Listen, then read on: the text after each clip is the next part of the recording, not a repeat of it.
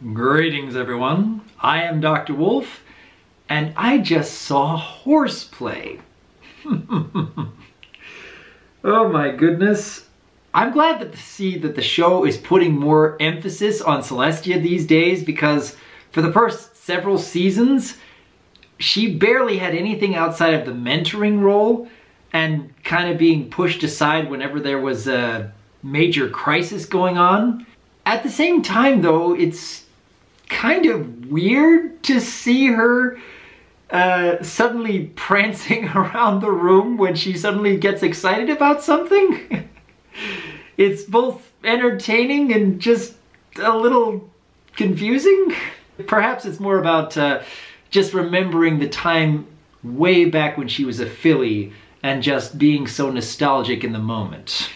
Maybe that's a bit. But it's fun to see that, I will admit. I did appreciate that there was a bit of canon backstory about Celestia. That it's been, what was it, 1,111 years since she first raised the sun. And that according to this, before that point, it was Star Swirl and 5 other great sorcerers that had to do it every day, who were completely drained of their magic whenever they did so, and that Celestia was the first to be able to raise the sun without having her magic being drained. That is some interesting backlore, I will admit, and certainly has some fanfiction potential. I do want to hear more about what fans come up with on how this all story comes together. Although that does make me wonder, where is Star Swirl at this point? Are we going to be seeing him make an appearance this season? I hope. At any rate, I do like the fact that early on in this story, Celestia admits that she has no acting experience. So many stories that have this kind of setup where someone is really excited about being on stage, they just think they're completely ready to do whatever it takes. But in this case, Celestia, right out the gate, has her misgivings.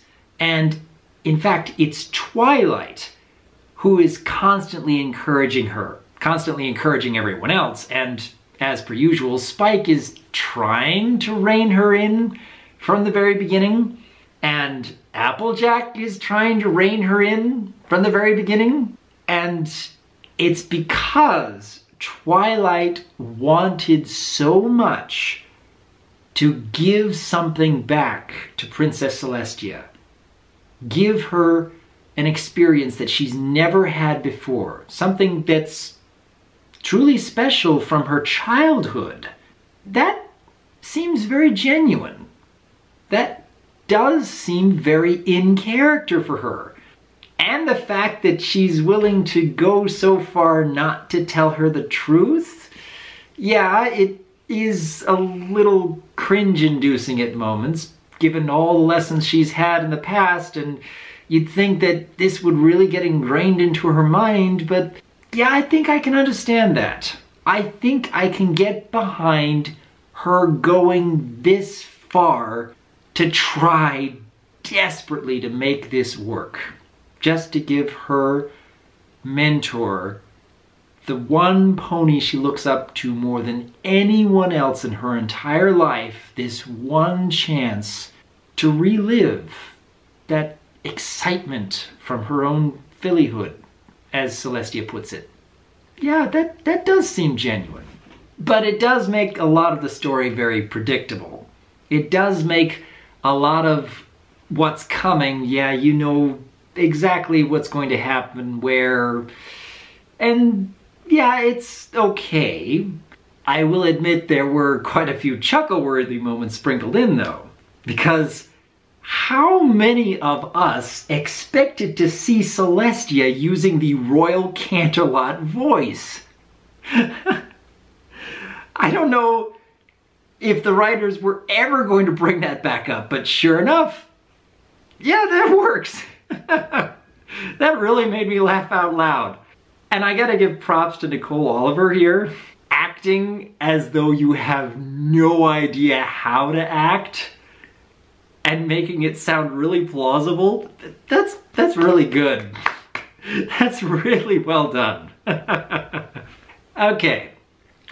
I did want to make mention of the fact that Spike in this story is consistently getting the short end of the stick, especially towards the end when no pony's gonna be able to handle that crowd. No pony, you say? Really? Really? You're just gonna throw Spike to the wolves like that? You think that maybe Pinkie Pie would be a better choice in lifting people's spirits and giving them some pre-show entertainment, but no. You really had to make Spike be the butt of the joke.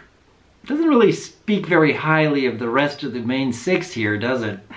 I will admit, though, the fact that Celestia becomes the director is a good choice.